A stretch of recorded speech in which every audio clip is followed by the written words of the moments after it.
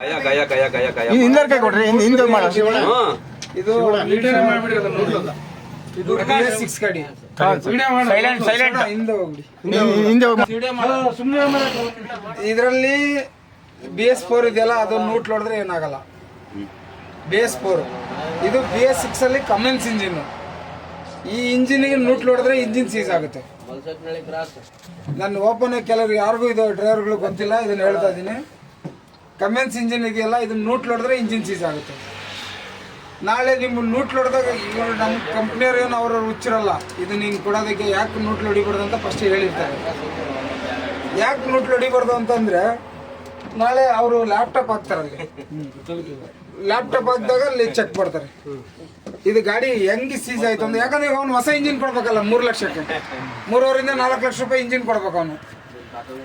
ಯಾರು ಮಾತಾಡ್ತೀರಿ?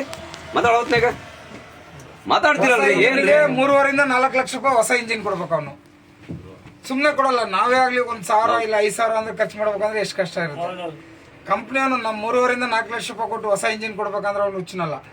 ಅವಾಗ ಏನು ಮಾಡ್ತಾನೆ, ಲ್ಯಾಪ್ಟಾಪ್ ಹಾಕಿ ಚೆಕ್ ಮಾಡ್ತಾನೆ, ಗಾಡಿ ನೂಟ್ ಹೊಡೆದು ಓಡಿಸಿರೋ ಅಥವಾ ಇಲ್ಲ ಬೇರೆ ನಮ್ದೇನ ಫಾಲ್ಟಿಂದ ಆಯ್ತಾ, ಅಥವಾ ಏನಾನ ಆಯಿಲ್ ಲೀಕ್ ಆಗಾಯ್ತು, ಇಲ್ಲ ಬೇರೆ ಏನೋ ಕಂಪ್ರೆಸರ್ದು ಇದಾಗ ಆಯಿತು, ಇಲ್ಲ ಸಿಸ್ಟಮ್ದು ಏನಾರ ಪ್ರಾಬ್ಲಮ್ ಆಗಾಯ್ತು ಅಂತ ಹೇಳ್ಬಿಟ್ಟು ಚೆಕ್ ಮಾಡ್ತಾನೆ. ಅವಾಗ ಬರುತ್ತಲ್ಲಿ ಇಂಥದ್ದು ನೀನು ಅದು ಲ್ಯಾಪ್ಟಾಪ್ ಹಾಕಿದ್ರೆ ನೀನು ಇಲ್ಲಿಂದ ಇವಾಗ ಏನಿದು ಮೈಸೂರಿಗೆ ಹೋಗುತ್ತೆ, ಮಾತಿಗೆ ಮೈಸೂರಿಗೆ ಹೋಗುತ್ತೆ.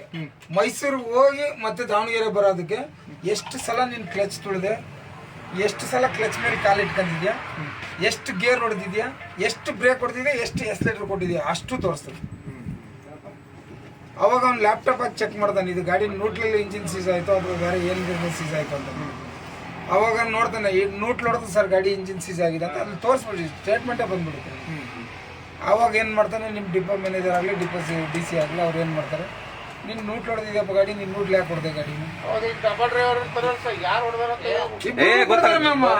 ಇಬ್ಬರಿಗೂ ಜಾಸ್ತಿ ಮಾಡ್ತಾರೆ, ದುಡ್ಡು ಕಟ್ಕೊಡಿ ಅಂತ ಕೇಳ್ತಾರೆ.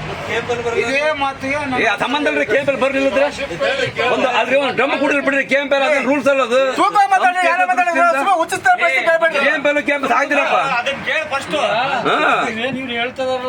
ಫಸ್ಟ್ ಕೇಳ ಆಮೇಲೆ ಕತೆ ಅದು ಹೇಳಿರಲ್ಲ. ಇವಾಗ ನಾನು KMPL ಹೇಳ್ತಾರದು ನೋಡಪ್ಪ, ಏನೇ ಪ್ರಶ್ನೆ ತೂಕ ಮಾತಾಡ್ರಿ,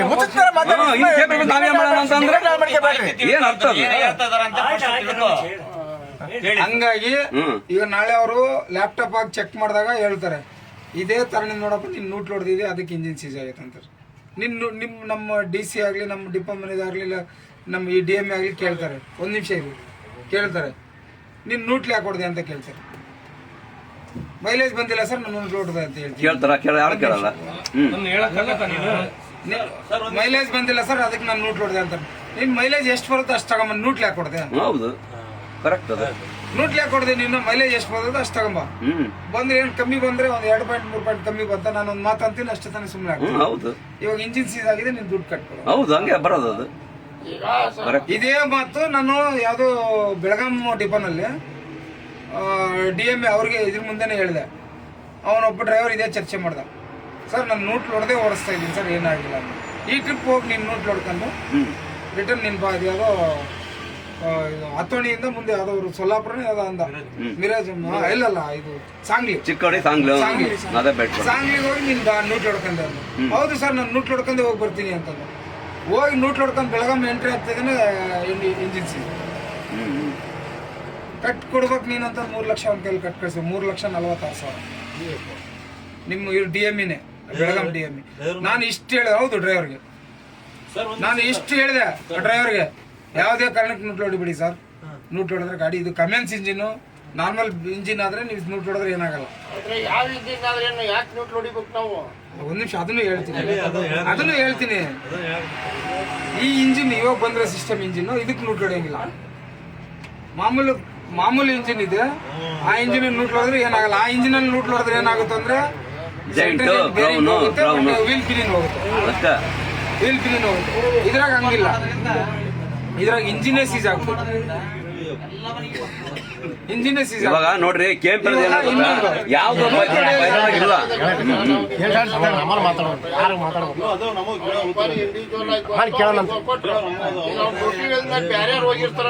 ಅದು ಡಿಪೋನಲ್ಲೇ ಇದಾಕ್ಬಿಟ್ಟಾರೆ, ಇದನ್ನ ಲಿಸ್ಟ್ ಗೊತ್ತಾಗುತ್ತದು ಯಾರು ಹೊಡೆದಾರ ಅಂತ ನೀವು ಯಾರು ಹೊಡೆದಾರ ಅಂತ ಗೊತ್ತಾಗುತ್ತೆ ರೀ ಅವ್ನು ಚರ್ಚೆ ಮಾಡ್ಬಿಟ್ಟು ಹೋದ್ನಲ್ರಿ ಡಿಪೋದಲ್ಲಿ ಅವನಿಗೆ ಗೊತ್ತಾಗೈತಿ ಹೇಳಿದ್ರು ಅವನಿಗೆ ಈಗ ವಾರದಾಗ ಶಾಟ್ ಇರ್ತಾವೆ ಏನಿ ಬಾಳ್ ಡ್ಯೂಟಿ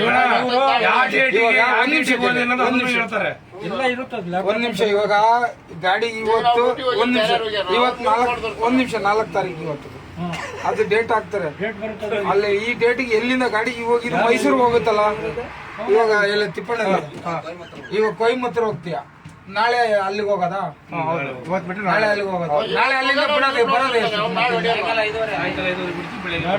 ಬೆಳಗ್ಗೆ ಇಲ್ಲಿ ಬರ್ತೀಯ ಇವತ್ತು 4, 5, 6 ಇಲ್ಲಿ ಬರ್ತೀಯ ನೀವು ಆ ಡೇಟ್ ಹಾಕ್ತಾರೆ ಈ ಡೇಟ್ ಇಂದ ಈ ಡೇಟಿಗೆ ಯಾರು ಓಡಿಸಿದ್ರು ಡ್ರೈವರ್ ಡೇಟ್ ವೈಸ್ ಟೈಮಿಂಗ್ಸ್ ಎಲ್ಲ ಬರ್ತದೆ.